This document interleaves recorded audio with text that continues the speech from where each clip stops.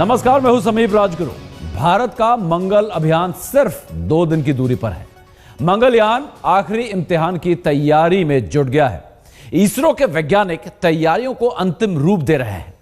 300 दिनों से शांत हुए लिक्विड इंजन को स्टार्ट करके देखा जाएगा। सिर्फ 4 सेकंड के लिए इंजन शुरू होगा और यान मंगल की कक्षा के और नजदीक पहुंच जाएगा।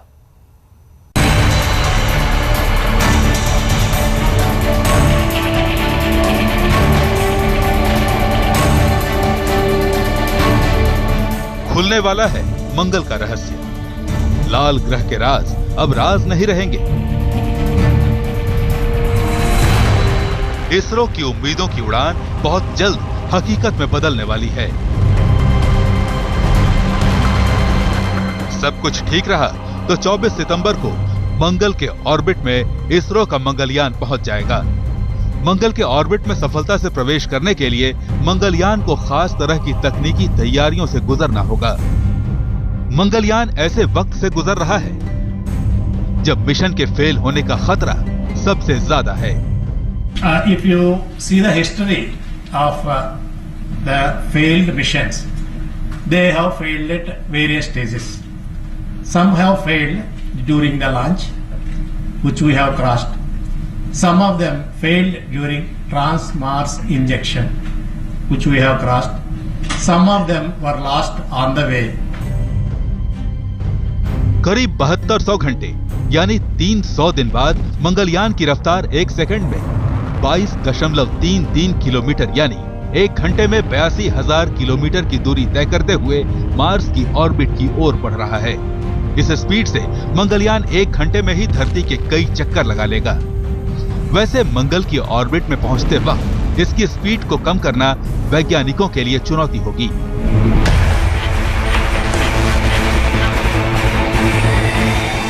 दरअसल मंगल की कक्षा में घुसने के लिए मंगलयान को अपने इंजन को स्टार्ट करना होगा। ये इंजन पिछले 300 दिन से बंद है। इसरो को इस इंजन को स्टार्ट करने की चुनौती का सामना करना पड़ेगा। श्रीहरिकोटा में वैज्ञानिकों ने स्पेसक्राफ्ट मंगलयान के इंजन को जगाने का प्रोसेस शुरू कर दिया है।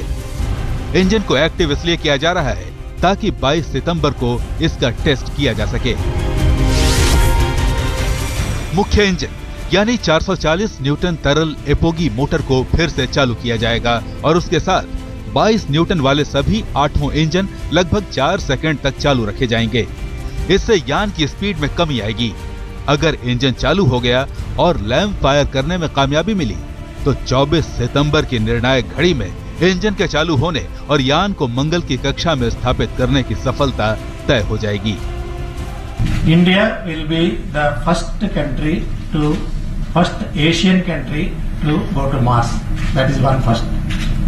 The second thing is, if we are successful on 24, India will be the first country to succeed in the first maiden attempt. ISRO सजग है, चौकस है और बेहद उत्साहित भी। आखिर देश का सपना पूरा होने वाला है। मंगल ग्रह की कक्षा में प्रवेश करने के अहम मौके पर प्रधानमंत्री नरेंद्र मोदी 24 सितंबर की सुबह इसरो केंद्र में मौजूद रहेंगे। भारत का नाम अंतरिक्ष इतिहास में सुनहरे अक्षरों में दर्ज हो जाएगा। कई देशों के मार्स मिशन फेल हो चुके हैं।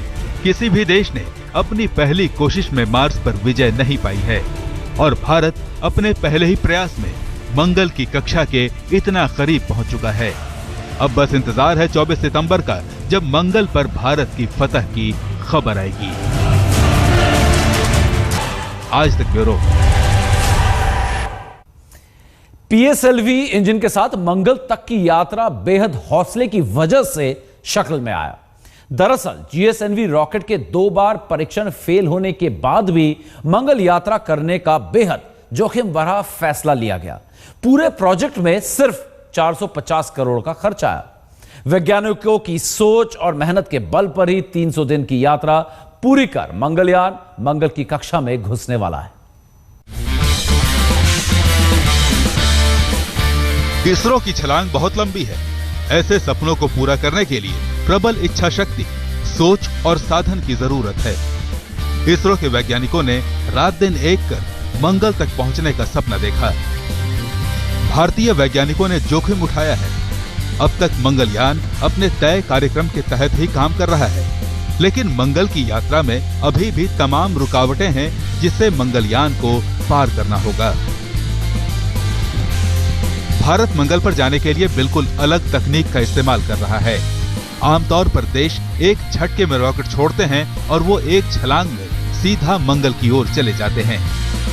इसरो के सामने सबसे बड़ी चुनौती इस बात की है कि मंगल तक पहुंचने के लिए GSLV जैसे 3 चरणों वाले रॉकेट चाहिए, लेकिन अभी इसरो का GSLV पूरी तरह से तैयार नहीं है।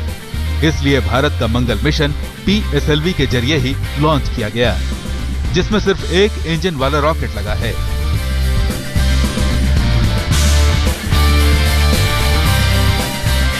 तो मंगल तक पहुंचने के लिए इसरो के रॉकेट में जबरदस्त तकनीक का इस्तेमाल किया गया है। प्लान ये था कि उपग्रह मंगल की कक्षा में जाने के लिए पहले पृथ्वी की कक्षा पार करेगा। इसके बाद ये एक ट्रांसफॉर्मर ऑर्बिट से गुजरने के बाद मंगल की कक्षा में पहुंच जाएगा। सबसे पहले PSLV रॉकेट का एक इंजन ब्लास्ट होकर यान को पृथ्वी की कक्षा में पहुंचाता है। यान तब पृथ्वी की ट्रांसफर ऑर्बिट में पहुंचता है। इसे आगे बढ़ने के लिए एक बार फिर एक और इंजन में ब्लास्ट कराने की जरूरत होती है। ऐसा नहीं करने पर गुरुत्वाकर्षण की वजह से यान वापस धरती की कक्षा में पहुंच जाएगा। इसरो का मंगलयान ये स्टेज पार कर गया है। अब वो दूसरे स्टेज को पार करने की कोशिश कर रहा है। इसके तहत मंगलयान ट्रांसफर ऑर्बिट से मंगल की कक्षा में एक और इंजन में ब्लास्ट करके पहुंचेगा। ट्रांसफर ऑर्बिट से मंगल की कक्षा में पहुंचने के लिए सिर्फ एक इंजन की जरूरत होती है। We have completed 90% of the journey. 98% of the journey we have completed. So the remaining crucial thing is Mars orbit insertion. And if you see, some missions have failed because of the failures in the estimates of the distance from the Mars. And if you see the history, they were very early phases of the space history. लेकिन यहाँ तक पहुँचने के लिए भी इसरो के वैज्ञानिकों ने जो रोड मैप तैयार किया था, उसमें कोई चूक हो जाती तो मिशन बहुत पहले खत्म हो जाता। दरअसल इसरो के वैज्ञानिकों ने मंगल ग्रह को एक ऐसे वक्त पर लॉन्च किया जब पृथ्वी और मंगल की दूरी सबसे कम होती है। यह स्थिति 26 महीनों में एक बार बनती है। यह स्थिति 30 नवंबर 2013 के पहले तक की थी। 5 नवंबर को इसरो ने यान को लॉन्च किया। ऐसे में करीब 1 महीने तक यान पृथ्वी की कक्षा में ही घूमता रहा। 30 नवंबर से पहले ट्रांसफर ऑर्बिट में पहुंचना था। यान ने इसरो के वैज्ञानिकों के प्लान के तहत ही काम किया और ट्रांसफर ऑर्बिट को पार कर गया।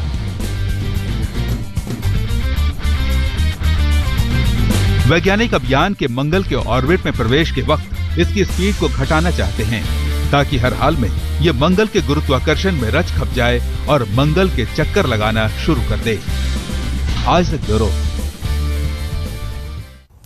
अब आखिर मंगल की इस यात्रा का मकसद क्या है? क्यों भारत मंगल तक पहुंचना चाहता है? दरअसल मंगल में जिंदगी की तलाश के साथ साथ मीथेन की खोज भी यात्रा की बड़ी वजह है।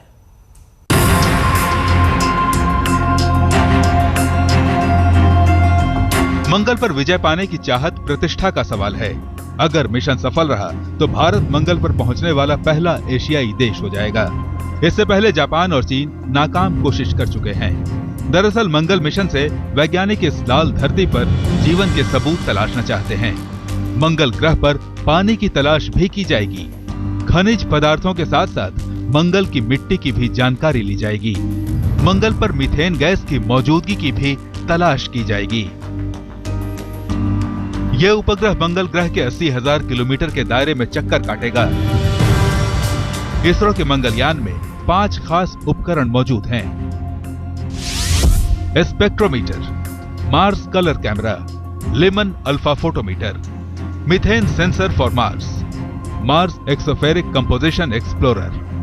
If everything is normal, by around 12 o'clock or 1 o'clock, we know about the orbit details full. And after that, there is one opportunity to take a picture from the Mars color camera. And let me assure you that picture quality will not be as good as you are expecting because the sun illumination condition is not very optimal. But we'll take a picture. We'll get a picture. ISRO के अध्यक्ष के राधाकृष्णन कहते हैं, जब हम मंगल की बात करते हैं तो मंगल पर जीवन संभव है या नहीं इस बारे में खोज करना चाहते हैं। इसके साथ साथ हम यह भी जानना चाहेंगे कि मंगल पर मीथेन है या नहीं, और अगर मीथेन है तो यह जैविक है या भूगर्भीय है। हम मंगल पर कैसा वातावरण है इसकी भी खोज करेंगे। अब बस 48 घंटे का वक्त बचा है। इसरो के वैज्ञानिकों के साथ साथ देश का हर नागरिक मंगल मिशन की सफलता की कामना कर रहा है। आज तक ब्यूरो। मंगल की यात्रा का महत्वाकांक्षी कदम देश की प्रतिष्ठा से जुड़ा हुआ है। साथ ही इसकी सफलता के बाद पहले से कामयाब इसरो की तूती बोलने लगेगी। अगर यह मिशन कामयाब हो गया तो भारत विश्व का पहला ऐसा देश हो जाएगा जो मंगल मिशन के पहले ही कोशिश में कामयाब रहा। 2008 में चंद्रमा को फतह करने के बाद इसरो ने लंबी छलांग लगाने का फैसला किया।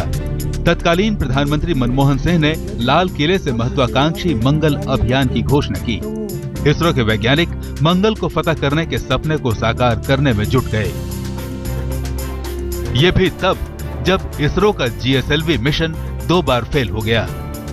ऐसे में इसरो ने PSLV रॉकेट के साथ ही आगे बढ़ने का फैसला किया। इसरो का मंगल अभियान अभी तक के किसी भी मंगल अभियान का सबसे सस्ता मिशन है। इस पर सिर्फ 450 करोड़ की लागत आई है, जबकि दूसरे देशों ने इसी तरह के मिशन पर इससे कहीं ज्यादा रकम खर्च की है। सूत्रों के मुताबिक साल 1960 से अब तक 45 मंगल अभियान शुरू किए जा चुके हैं। इनमें से ज्यादातर मिशन फेल रहे हैं। यह भी एक सच्चाई है कि अब तक कोई भी देश अपने पहले मंगल प्रयास में सफल नहीं हुआ है। हालांकि इसरो अपने इस अभियान को सफल होने को लेकर बहुत उत्साहित है। पहला चीनी उपग्रह riding on A Russian mission 2011 के नवंबर में विफल हो गया था। जापान का 1998 में ऐसा ही प्रयास विफल रहा था। ऐसे में भारतीय मिशन के सफल होने पर इसरो की प्रतिष्ठा को 4 चांद लग जाएंगे। इसरो ने बेंगलोर के पास स्पेस नेटवर्क स्टेशन बनाया है, जहां से इस यान पर नियंत्रण रखा जाएगा और यान से भेजे आंकड़े हासिल किए जाएंगे। उपग्रह को बेंगलोर से कोई कमांड दिया जाए तो इसे उपग्रह तक पहुंचने में 20 मिनट का वक्त लगेगा।